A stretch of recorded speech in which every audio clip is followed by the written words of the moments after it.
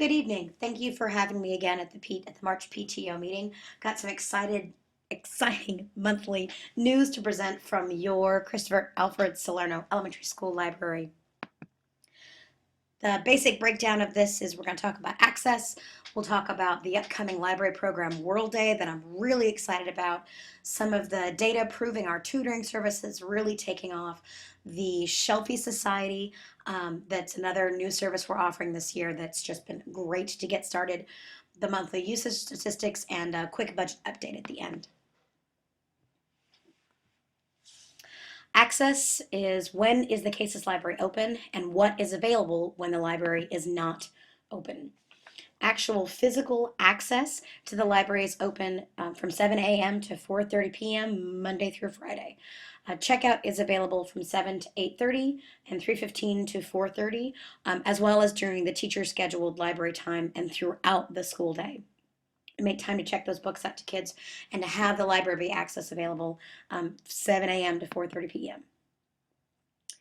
Additional information about the physical access to the library. There will occasionally be reasons why the library has to be closed, and that information will be in the weekly student newsletter at least a week before the closure has to occur. It'll also be detailed on the library website. Our virtual access is through the library catalog and includes the library catalog, CaseCat, and is available 24/7 online at casecat.org. The library website, caseslibrary.org, features a link to the catalog, as well as library information, links for homework help, and links to the databases provided for all students and staff. You'll need your access to your district username and password in order to utilize our district databases. I know a lot of our students have to do a lot of their homework at home late at night, and there isn't always a public library open. Certainly the school library isn't open late at night, and so those databases can provide access to quality information to our students whenever they're getting to their homework.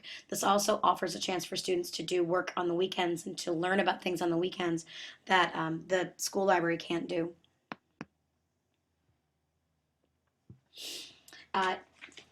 The next item on our agenda is the upcoming World Day, which is a Cases Library special program coming in May.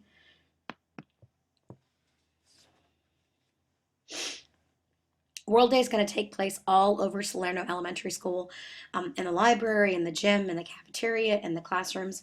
It's going to happen May 21st from 5 p.m. to 8 p.m. Everyone is invited, students, staff, faculty, community members, everybody's welcome. There's going to be storytelling, music, games, crafts, and delicious food.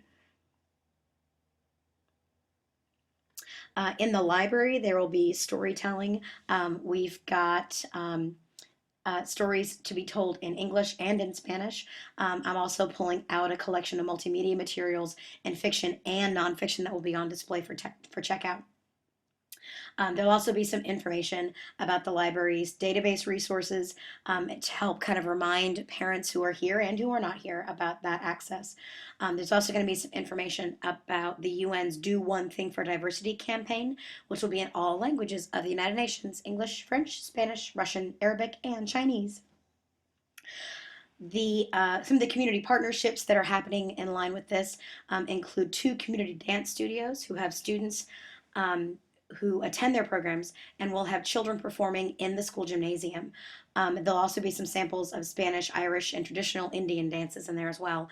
And they've all agreed to do some teaching at the end of their demonstrations, which I hope to get to watch. In the classrooms, there will be some arts and crafts projects representing different cultures, and finally, the cafeteria will feature food from some local area businesses. Their menus will be out for you, and business cards will be out for you to take, and their food will be out for you to sample. This program was selected and has been advertised and pulled together to encourage family literacy and cultural literacy, as well as textual literacy amongst our students, and kind of helping to make some of those connections across the board. The kids are really excited about it. They're excited to get to see the dancing and to try the food.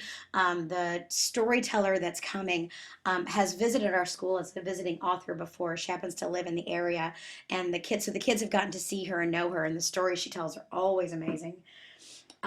We're focusing on the cultures that are represented as a part of our student population to make sure it feels relevant to the kids. I am anticipating the impact on this to be pretty great.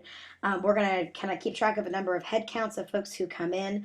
I'm going to keep track of the number of materials that are checked out that are related to the program afterwards to see how students begin to connect with the multicultural and diversity that is present here at Salerno Elementary. I've got two services I really want to focus on this month. The tutoring service is provided here at the library in partnership with the Junior High National Junior Honor Society, as well as employees of American Airlines. Tutoring services happen Tuesday and Thursday mornings starting at 7:15 in the library. They're also Wednesdays after school until 4:30. The after school tutorials on Wednesdays are done by Junior Honor Society students.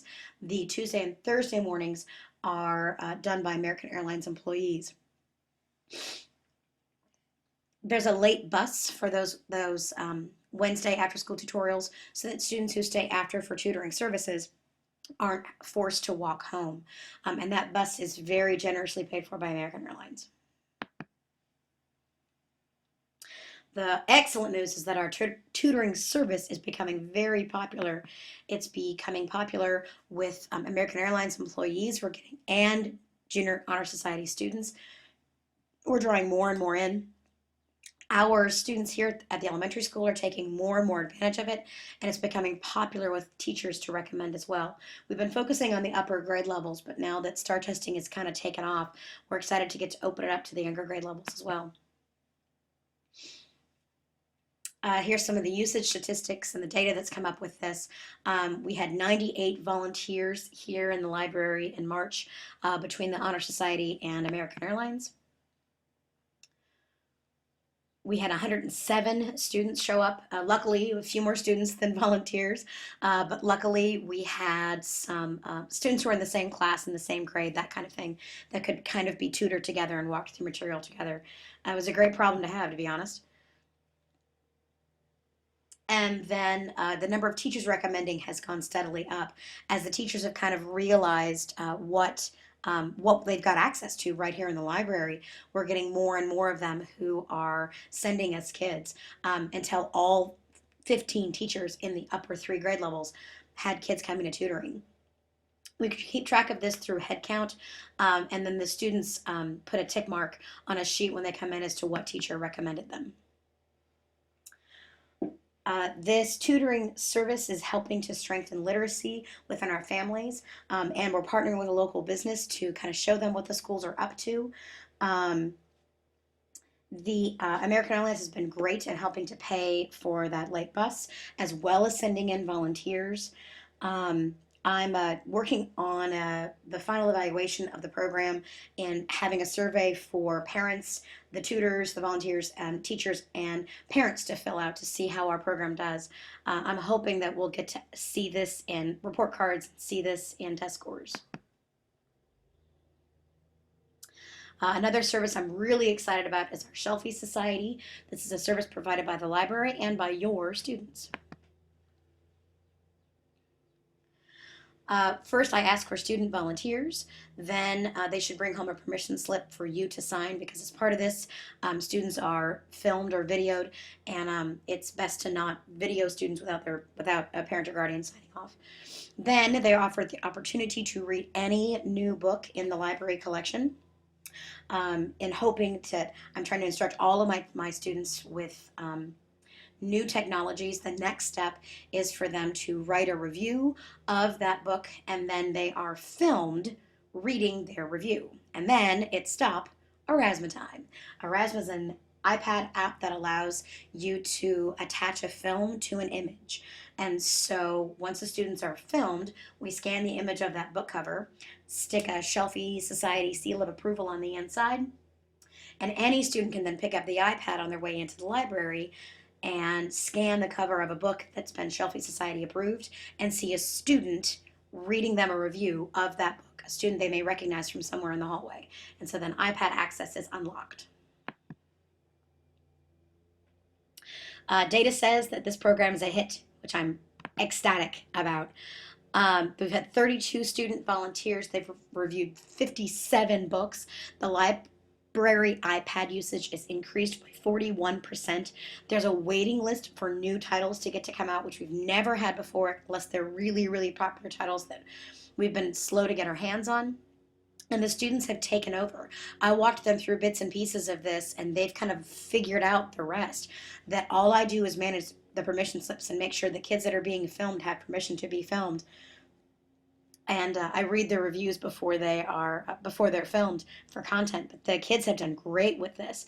There are even questions about creating reviews for older titles. This is increasing textual literacy. It's getting new books that have been added to the collection out of the library quickly and into students' hands. I've also really enjoyed getting the students involved in the technology aspect of this and watching them take over. It's been pretty great to see. Finally, not finally, I guess, pentultimately, these are our monthly usage statistics.